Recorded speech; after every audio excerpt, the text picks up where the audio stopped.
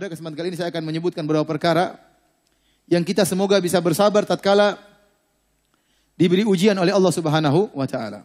Ya. Perkara-perkara tersebut, yang pertama, kalau kita dikenai musibah oleh Allah Subhanahu wa taala, kita harus yakin bahwasanya musibah ini sudah ditakdirkan oleh Allah. Sudah dicatat di Lauhil Mahfuz. Kata Nabi SAW, Inna Allah kataba maqadir al-khalaiq qabla an yakhluqa samawati wal ardi bi 50 alfasanah. Sungguhnya Allah telah mencatat takdir seluruh makhluk 50.000 tahun sebelum Allah ciptakan langit dan bumi. Tidak mungkin kita terhindar dari musibah tersebut. Kata Nabi SAW, wa ma asabaka lam yakun liyukhti'ak. Kalau ada sesuatu yang menimpamu tidak mungkin meleset darimu, tidak mungkin kau bisa menghindar. Wa ma akhta'aka lam yakun liyusibak. Kalau ada yang tidak mengenaimu, tidak akan mengenaimu. Ya, jadi kalau sudah ditakdirkan oleh Allah musibah ini, pasti terjadi, nggak mungkin kita menghindar. Nggak mungkin kita menghindar. Tahu-tahu ternyata kita dizalimi orang. Tahu-tahu mobil kita dicuri orang. Sudah, ini sudah ditakdirkan. 50.000 tahun bukan sebelum kita diciptakan. Sebelum Allah menciptakan langit dan bumi, sudah ditakdirkan si fulan pada hari ini mobilnya dicuri. Kalau antum pulang ke rumah, tahu-tahu istri antum ngomel-ngomel, antum bilang sudah ditakdirkan. 50.000 tahun sebelum Allah menciptakan langit dan bumi, memang ditakdirkan kau ngomel sama saya. Sudah ditakdirkan, sudah ente tenang.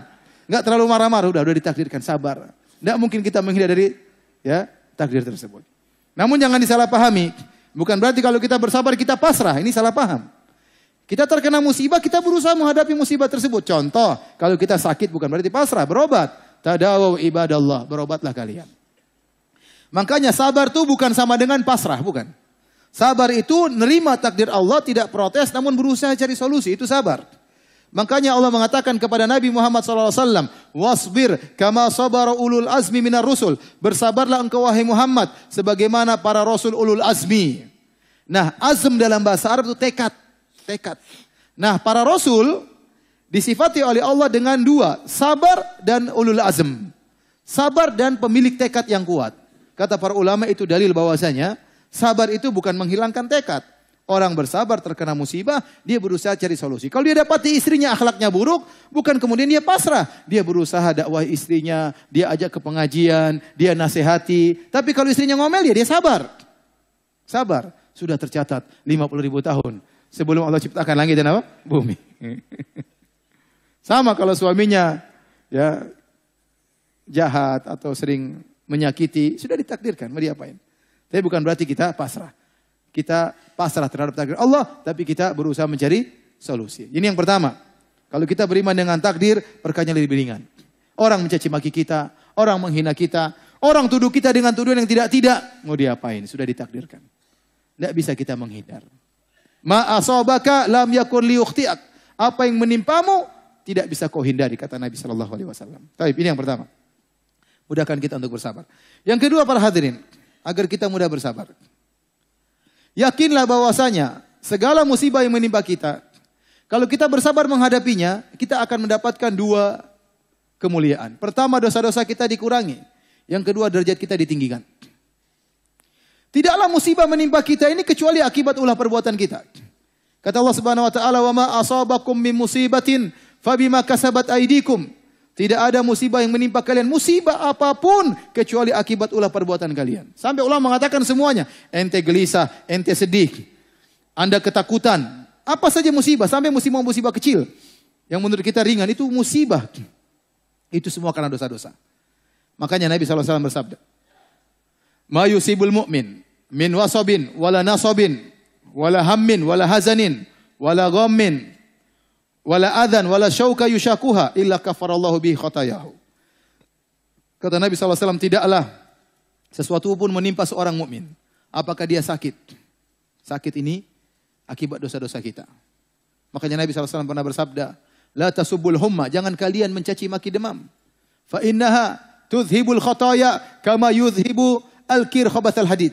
Karena sungguhnya demam itu bisa menghilangkan, menggugurkan dosa-dosa. Sebagaimana alat pandai besi menghilangkan karat dari besi. Jadi sakit itu kalau kita sabar mengurangi dosa-dosa kita. Sabar yang penting. Kata Nabi, tidaklah menimpa seorang mukmin kecuali akan menghapuskan dosa-dosanya. Baik sakit atau letih, bahkan letih. Wala hazanin, kesedihan tentang masa lalu. Teringat terus nggak hilang-hilang. Sedih terus, kesedihan hati. Ini menghilangkan dosa-dosa.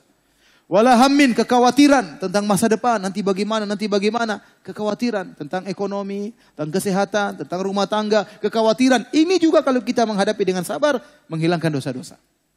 Ya, kemudian apa? Wala ghammin, kegelisahan. Subhanallah, kata sebagian ulama, terkadang Anda bersyukur, tiba-tiba Anda gelisah. Ada apa gelisah? Tidak tenang. Itu cara Allah membersihkan dosa-dosa dari Anda. Anda tidak dimiskinkan oleh Allah, tidak dimiskinkan, Anda tidak dijadikan anak Anda meninggal dunia, cuma dikasih kegelisahan. Itu sebenarnya menghilangkan apa? Dosa-dosa. Kemudian wala adzan, tidak ada gangguan dari orang lain. Mungkin orang maki-maki, orang mencaci maki, orang menghina, orang mengambil harta kita, merebut harta kita, ya. Wala syauka, bahkan duri yang mengenainya kecuali akan menghapuskan dosa-dosanya. Ini dalil bahwasanya segala musibah yang menimpa kita akan menghapus dosa-dosa kita. Dengan syarat ikhwan, kita bersabar.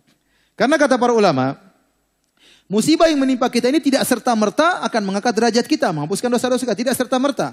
Akan bisa menghapuskan dosa dan mengangkat derajat kalau kita bersabar. Ya. Suatu hari Nabi SAW melihat seorang wanita, seorang ibu anaknya meninggal dunia. Maka ibu ini pergi ke kuburan menangis-nangis.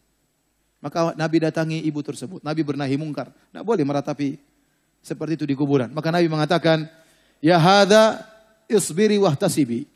Wahai fulana, bersabarlah. Dan haraplah pahala dari Allah Subhanahu wa ta'ala. Wanita ini tidak lihat Nabi, maka dia marah. Dia mengatakan, ilaika anni, pergi engkau. Innaka lam tusab bi musibati. Kau tidak pernah mengalami apa yang aku alami. Padahal Nabi anaknya semua meninggal. Bukan cuma dia. Nabi ulangi lagi. Nabi tidak emosi. Emang kamu aja yang anakmu meninggal? Saya juga anak saya meninggal. 5-5-nya, 6-nya semua meninggal. Enggak, Nabi diam aja. Nabi mengatakan, ya hadza isbiri wahtasibi. Wahai fulana, bersabarlah, haraplah pahala dari Allah. Dia mengulangi lagi, ilaika anni, pergi engkau. Waktu dia lihat ternyata Rasulullah SAW. Maka dia minta uzur, maaf ya Rasulullah, saya tidak tahu. Kata Rasulullah SAW, innama sabru inda sadamatil ula. Kesabaran yang sungguhnya tatkala pertama kali terkena musibah. Itu bukti seorang beriman kepada Allah. Makanya kalau kita pertama kali terkena musibah langsung bilang apa? Inna lillahi wa inna ilaihi raji'un. Allahumma ajurni fi musibati hadha wa akhlufni khairan minha. Ya Allah, berilah aku pahala dalam musibahku ini, gantilah aku yang lebih baik. Begitu kita kena musibah apa saja, langsung ucapan pertama, inna lillahi wa inna ilaihi raji'un. Kita ini milik Allah. Jangan kalau kita saja milik Allah, apalagi harta kita, apalagi mobil kita, apalagi rumah kita, apalagi anak kita, apalagi istri kita, kita saja milik Allah. Semuanya milik Allah dan dia akan kembali kepada Allah. Kalau Allah mau ngambil titipannya, terserah Allah Subhanahu wa ta'ala. Ya. Oleh karenanya, ya, kalau kita pertama kali terkena musibah, jangan lupa langsung bilang apa? Inna lillahi wa inna ilaihi raji'un. Ya Allah, berilah aku ganjaran dengan musibahku ini. Ini yang pertama, segala musibah menghilangkan dosa-dosa. Yang kedua, yang berikutnya, musibah itu mengangkat derajat. Kata Ibnul Qayyim rahimahullahu ta'ala. Bisa jadi Allah ingin memasukkan, Allah cinta kepada hambanya ini. Allah ingin masukkan dia ke dalam surga yang tinggi, tetapi amalan dia tidak cukup untuk mendongkraknya. Tidak cukup untuk menaikkannya ke surga yang tinggi tersebut. Amalan tidak cukup, salat malamnya tidak cukup, sedekahnya tidak cukup, baktinya sama orang tidak cukup. Allah ingin dia di surga yang lebih tinggi.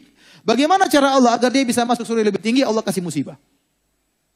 Supaya kualitas imannya lebih tinggi, supaya pahalanya lebih banyak. Maka tatkala dikasih musibah, maka dia bisa naik ke surga yang lebih tinggi. Maka seorang husnudzon tatkala dikasih musibah. Ya, kalau tidak mengangkat derajat, bisa menghilangkan apa? Dosa-dosa. Taib. Di antara hal yang bisa ya membuat kita ringan menghadapi musibah. Caranya lihatlah kepada yang lebih susah daripada kita. Kata Nabi SAW, la tanzuru ila man fawqakum. Jangan lihat kepada yang lebih atas daripada kalian. Walakin unzur ila man asfala minkum wa huwa ajdaru walakin unzuru ila man asfala minkum wa huwa ajdaru alla tasdaru nikmatallahi alaikum. Lihatlah yang lebih susah daripada kita. Niscaya kalian tidak akan meremehkan karunia Allah Subhanahu wa taala. Bagaimanapun musibah kita pasti ada yang lebih susah. Ya, lihat orang-orang yang setengah mati, yang tidak punya kendaraan. Kalau orang tidak punya kendaraan, mungkin dia tidak punya mobil, alhamdulillah dia punya motor, dia bersyukur. Masih banyak orang tidak punya motor. Kalau dia tidak punya motor, baru punya sepeda, lihat yang dia masih banyak orang yang jalan kaki. Kalau dia jalan kaki, tidak punya motor, tidak punya sepeda, masih banyak orang cacat tidak bisa jalan. Dia bersyukur kepada Allah Subhanahu wa taala. Kalau dia naik kursi roda, dia bersyukur masih banyak orang tergeletak di rumah sakit tidak bisa apa-apa. Jadi selalu lihat yang di bawah. Selalu lihat yang di bawah. Ya. Sebenarnya saya tadi ngomong begini ya. Semuanya ini teori ya. Prakteknya susah. Tapi harus kita latih diri kita supaya kita bisa bersabar. Lihat ke bawah. Lihat orang-orang yang hidupnya rumahnya ada subhanallah rumah cuma mungkin 3 kali 4. Di situ tempat tidur dia, tempat masak dia. Anaknya berapa, suami istri. Saya kemarin baru ada orang, saya dikirim videonya sedih banget ya. Jadi orang itu punya anak, anaknya sakit. Dia nggak bisa ngobati anaknya, nggak punya uang. Ini baru meninggal kemarin anaknya. Dia nggak bisa punya uang. Akhirnya apa yang dilakukan? Dia cuma ruqyah, nggak punya uang.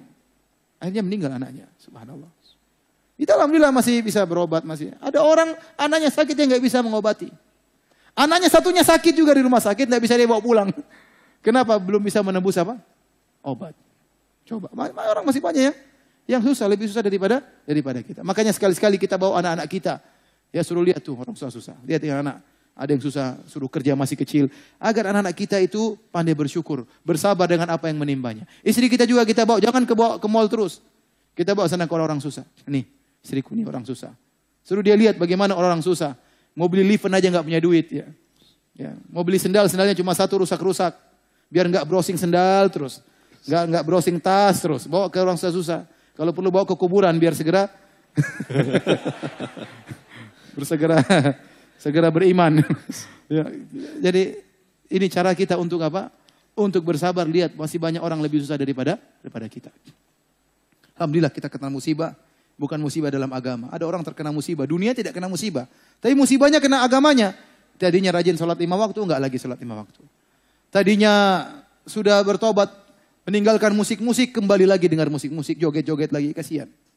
Tadinya ikut pengajian, sudah enggak ikut pengajian lagi. Tadinya bersedekah, jadi pelit. Ini namanya musibah dari sisi agama. Makanya Nabi berdoa, wala taj'al musibatana fi dinina. Ya Allah, janganlah kau jadikan musibah kami pada agama kami. Musibah pada dunia lebih ringan, tapi kalau musibah pada agama, tadinya kita rajin baca Quran, enggak jadi rajin lagi. Tadinya sholat bisa khusyuk, enggak khusyuk lagi. Tadinya bisa menangis mendengar lantunan bacaan imam, tidak bisa menangis lagi. Hati jadi kaku. Ini musibah dalam agama. Ini lebih parah daripada musibah dalam dunia. Ya. Oleh karenanya kalau kita kena musibah dunia, lihat yang lebih ringan, lebih parah daripada kita masih banyak. Kemudian di antara hal yang membantu kita untuk bisa merasa ringan menghadapi musibah. Yakinlah bahwasanya apa yang Allah takdirkan lebih baik bagi kita. Al khair khiratullah. Ada istilah yang terbaik adalah pilihan apa? Allah Subhanahu wa taala. Dan Allah sebutkan dalam Al-Qur'an, ya. Wa asa an takrahu syai'an wa huwa khairul lakum. Wa asa an tuhibbu syai'an wa huwa syarrul lakum. Wallahu ya'lamu wa antum la ta'lamun. Bisa jadi kau benci kepada sesuatu ternyata lebih baik bagimu. Dan bisa jadi kau cintai sesuatu ternyata lebih buruk bagimu. Contoh sederhana, sekedar ilustrasi. Misalnya ada seorang, dia baru beli mobil baru, tahu-tahu mobilnya dicuri orang. Segera dia positive thinking, husnudzon kepada Allah. Bisa jadi kalau dia mobilnya tidak dicuri, kemudian nenek mobil ini tahu-tahu ketabrak misalnya. Kita nggak tahu. Allah selamatkan dia dari tabrakan tersebut dengan mobilnya dicuri. Bisa jadi dia daftar, kemudian dia ingin ikut pilkada, ingin jadi bupati, ingin jadi gubernur misalnya. Tahu-tahu dia kalah. Mungkin itu yang terbaik. Bisa jadi dia bupati jadi sombong angkuh. Bisa jadi dia kemudian nyuri harta negara. Dia nggak tahu. Ada orang-orang yang Allah jauhkan dari kenikmatan karena itu lebih baik bagi dia. Ada orang berdoa setiap malam kepada Allah, ya Allah lunasi hutang-hutangku. Tapi Allah tidak lunaskan hutang-hutangnya. Kenapa? Karena Allah tahu kalau dia lunasi hutangnya tidak sholat malam lagi. Udah biar dia berhutang terus sehingga tiap malam berdoa kepada Allah Subhanahu wa taala. Allah lebih tahu. Ada orang yang memang Allah kasih dia kaya, kalau dia miskin dia nggak bisa. Kalau dia miskin maka dia merampok, dia mencuri, dia tidak bisa sabar, maka Allah kasih dia kenikmatan. Ada orang dikasih miskin, Allah itu lebih baik bagi dia. Jadi kita selalu berpikiran baik bahwasanya al khair khiratullah. Yang terbaik adalah pilihan Allah Subhanahu wa taala. Ada suatu cerita ini tersebar di internet, wallahu a'lam akan benarnya. Kalau tidak benar mungkin ini sekedar ilustrasi.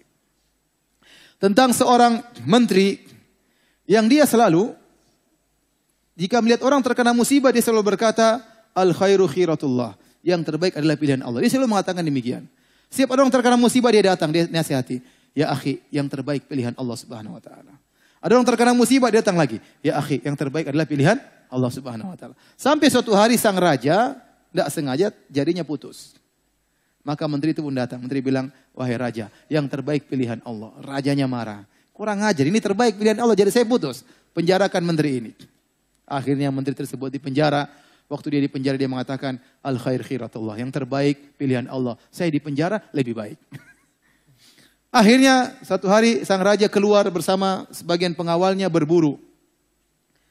Berburu dia pergi mengejar buruan, tahu-tahu mereka pergi jauh, terjebak di suatu kabilah-kabilah tertentu, penyembah ruh. Akhirnya mereka mengepung raja dan pengawalnya, ditangkaplah raja dan pengawalnya. Waktu ditangkap mereka dibunuh, mau diserahkan kepada ruh yang mereka sembah atau jin yang mereka sembah. Maka dibakar satu-satu. Pengawalnya dibakar sampai kepada sang raja waktu mau dibakar, dilihat ternyata jarinya hilang satu. Ini cacat, tidak pantas disembahkan kepada ruh kita. Udah kamu pulang aja. Disuruh pulang, kenapa? Cacat. Subhanallah, baru dia ingat perkataan menteri tadi. Iya benar ya. Yang terbaik pilihan Allah. Kalau jari saya tidak putus, mungkin saya sudah apa? Dibakar. Akhirnya dia segera pulang, dia ketemu sang menteri, dia berterima kasih. Kata dia, menteri benar perkataanmu. Kalau bukan karena jari ini putus, mungkin saya sudah dibakar. Tapi ngomong-ngomong, kamu waktu di penjara kamu bilang yang terbaik pilihan Allah. Apa yang baik bagimu? Wahai raja, kalau saya tidak di penjara, saya ikut sama kamu, saya dibakar juga. Kalau alam benar atau tidak, ini sekedar ilustrasi. Maksud saya, seorang hendaknya husnudzon, apapun yang menimpa dia, berprasangka baik, ya bahwasanya pilihan Allah adalah yang terbaik. Benar, kita tidak tahu hal yang gaib. Yang tahu adalah Allah Subhanahu wa ta'ala. Yang tahu adalah Allah Subhanahu wa ta'ala. Saya dulu pernah punya kejadian, saya ingin beli rumah. Bukan beli rumah, mau dibelikan orang. Saya ingin dibelikan rumah oleh saudara, kerabat. Waktu harganya sekitar 47 juta kalau nggak salah. Rumah mungkin 150 meter, ya bagus lah ya. Bagi orang yang tidak punya rumah sangat bagus. Saya tidak punya apa-apa waktu itu ya. Akhirnya saya tawar, orangnya mau jual. Saya bahagia sekali. Wah, alhamdulillah nih dapat rumah, nggak keluar uang 1 rupiah pun bisa saya tempati. Tahu-tahu ada ikhwan ya yang nyelonong masuk, tawar lebih tinggi. Entah dia tawar 50 juta, pokoknya lebih mahal. Itu sekitar tahun 2000-an ya. Namanya penjual, dikasih pilihan 45 sama 50, dia pilih mana? Ya 50 lah. Akhirnya saya sampaikan sama ikhwan tersebut, saya kan sudah tawar di luar. Ikhwan tersebut alasan, enggak ini saya darurat karena untuk kakak saya macam-macam. Akhirnya enggak jadi apa? Beli rumah di situ. Akhirnya istri saya nangis waktu itu. Aduh ini nangis, saya bilang sabar. Sayang sabar, ini rumah kecil enggak cocok buat kita. Allah mau ganti yang lebih besar, alhamdulillah. Sekarang lebih besar, alhamdulillah. Demikian saja para hadirin hadirat Allah Subhanahu wa taala. Semoga Allah menjadikan kita hamba-hambanya yang bersabar ya menghadapi segala ujian. Kita jangan minta kepada Allah ujian, jangan. Kata Nabi SAW, la tatamannau liqa'al adu, fa idza laqitumuhum fasbiru. Jangan pernah berharap bertemu dengan musuh. Tapi kalau sudah bertemu bersabarlah. Jangan kita minta kepada Allah, ya Allah miskinkan saya, jangan ya. Ya Allah, hilangkanlah mobil saya, jangan. Kita jangan minta diuji. Ya, kita minta al-afiyah, ya Allah berilah keselamatan bagiku. Tetapi kalau ternyata kita diuji harus apa? Harus bersabar.